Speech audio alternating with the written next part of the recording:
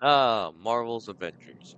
Multi-billion-dollar movie franchise, loved by many and becoming a cultural zeitgeist, though these days it's not being seen in quite the same light as it once was. But was Avengers Doomsday apparently being released sometime in 2026, including the return of some major actors whose characters originally died? Maybe there's more hope for the Marvel Cinematic Universe. At least there's some genuine interest to see what happens after this. But how did this massive pop culture icon even begin? Who came up with the idea of the Avengers?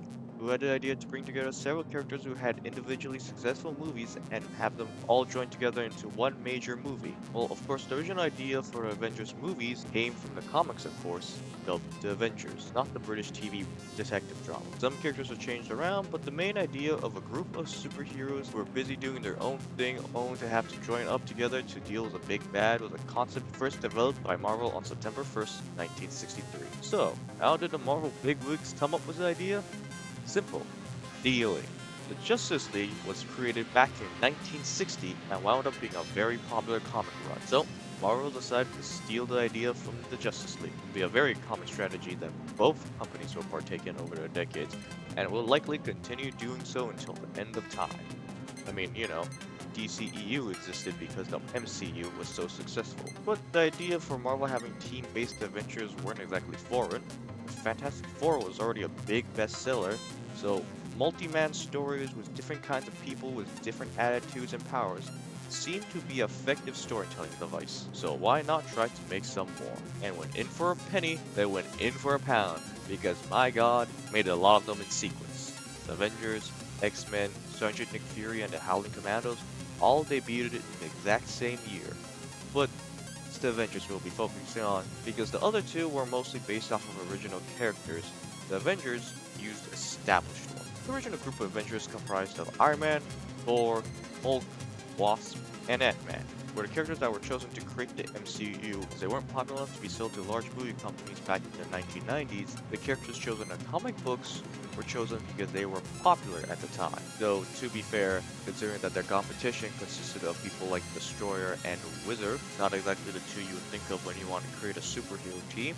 But hey, still, the ones selected were very popular. All the superheroes that were selected all had their own comic runs in various different series that were still running concurrently, with the exception of the Hulk, who had been cancelled. Not like that. But this also then became a perfect return for the Hulk. But now, why would a load of superpowered beings decide to work together all of a sudden? Well, simple. They needed a threat. What could be a threat? Well, in comes Thor's villainous brother, Loki. Just like in the movies. Together, they would form the Avengers, except they weren't British. So, with our major players together, let's dive into the first ever Avengers comics to see what created a massive franchise. Spoilers, obviously.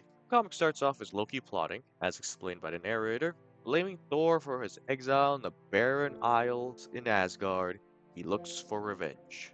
Thankfully, the man knows magic and uses it to use thought projection. We know this because, well, he explains everything, which, well, is useful to give context to the reader for communication. It is also done in a pretty blunt manner. Old comics tend to have this kind of trope, so I can't really blame them. Anyways, he goes and peeps on his brother, who, at this point in the Marvel continuity, who had a human form named Don Blake, kind doctor, who needed a crutch, which is secretly his hammer. Loki deduces that attacking a handicapped man would not be a good look on him.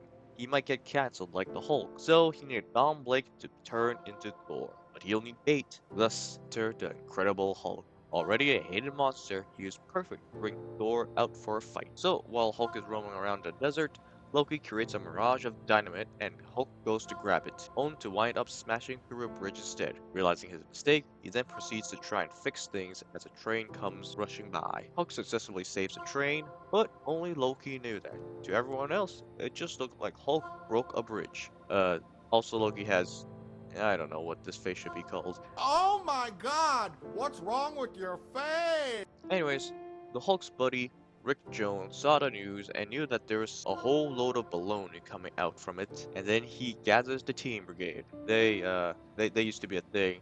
Never gained that much traction. Occasionally, the Team Brigade moniker would be reused a few times here and there over the decades, but they've never been that significant. Though they did create the Avengers, I suppose, so there's that. Anyways, they realized I needed someone to intervene and save the Hulk. And who else could do it other than the Fantastic Four? So they send them a radio message. Don't ask me why the Fantastic Four knows the Team Brigade, because I honestly have no idea. Probably explain some sort of comic, but whatever. But Loki stops the message from arriving to the Fantastic Four by turning into a whirlwind, a magic one, which causes the radio waves to divert to Don Blake's radio, because magic. It also appears that everyone knows who the Team Brigade is because Thor immediately answers the call. Also, the radio waves hit Ant-Man and the Wasp, who both also know exactly who the Team Brigade is. And also, we're immediately shown the classic relationship between Janet and Hank. This can only end poorly, and even worse somehow. Even Iron Man wants in on the action, and my god, over-explaining is laid in thick here. Also, Loki's attempts were completely useless because the Fantastic Four still received the message in the end, so I have no idea what's the point of doing that. But anyways, the Fantastic Four make a cameo and explain that the other superheroes are arriving, so they'll just let them handle it in their place. And everyone enters the teen's apartment and all agree to go after the Hulk. This is a very poorly thought out plan by Loki. Realizing everything's gone wrong, Loki then uses a illusion magic to draw Thor away from the group. After following a fake Hulk around for a bit, Thor realized that he was duped and knew that Loki must be behind everything. So he goes back to Asgard while everyone else deals with the Hulk. Thankfully, the Hulk is a clown, literally. But eventually, he's found by the gang. Not sure exactly how, but he is. And Ant-Man uses his ants to create a sinkhole underneath the Hulk. Also, Janet's very vain, because she's a woman, I guess. Then the Wasp and Ant-Man fight the Hulk. It's more like a series of comical events where the Hulk finally takes out the Wasp by fireplace bellow. Now the Iron Man was up, and the Hulk tries to leave, but is then stopped by an Ant-Man net, because yeah, he breaks free, however, and Iron Man chases after him. Hulk escapes eventually as Thor goes after Loki in Asgard. After overcoming some trials, Thor finally faces off against his brother. After using everything in his arsenal, Loki is caught via magnets. Fucking magnets, how do they work? You know, it's kind of weird how Loki did all this to try and drag Thor into just a fist fight. Granted, Loki used magic, but still, it ended up with just a fist fight. Anyways, back on the surface of Earth, the chase turns into a fight when they enter an auto factory. The Hulk shoots the metal pipe at Iron Man, and Tony counters it by turning the metal pipe into a claw somehow. The Iron Man suit, I guess.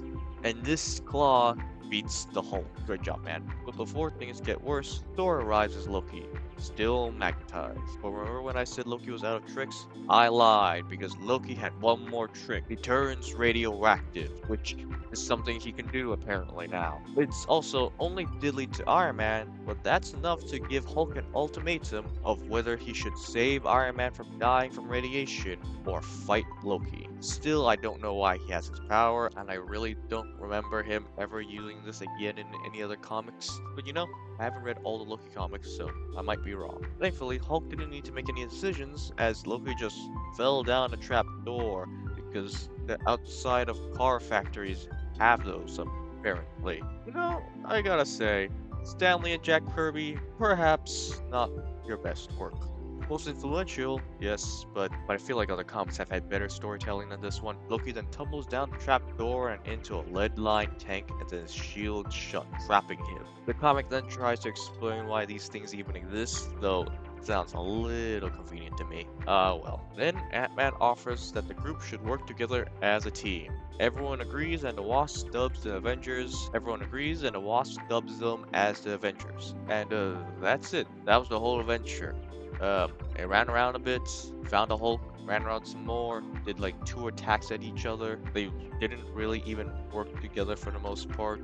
I mean, Tony, Hank, and Janet did. Thor never even stopped to have a single conversation with any of the other members of his team. He just went off to Asgard and had Thor comic while everyone else played a game of tag. Also doesn't help that in the next issue, Hulk immediately leaves. It's definitely a comic of its time and sadly fails to stand the test of time. Well, at least unlike some comics, it's not extremely problematic, and it was also the start of a multi-billion-dollar franchise, so you know, can't complain too much. If you want better Avengers origin stories, watch the movie or the shows, or read a more modern comic take of the founding of the Avengers. Because, the Avengers being formed to deal with a massive world-ending threat sounds a lot better than a story of a dude who needed help from another dude to destroy some train tracks and then tripped and knocked himself out. Still, this is the setup of these iconic characters, and this comic series helped them last for over half a century and counting. More than that, for better or for worse, comics like these turned the world of comic book superheroes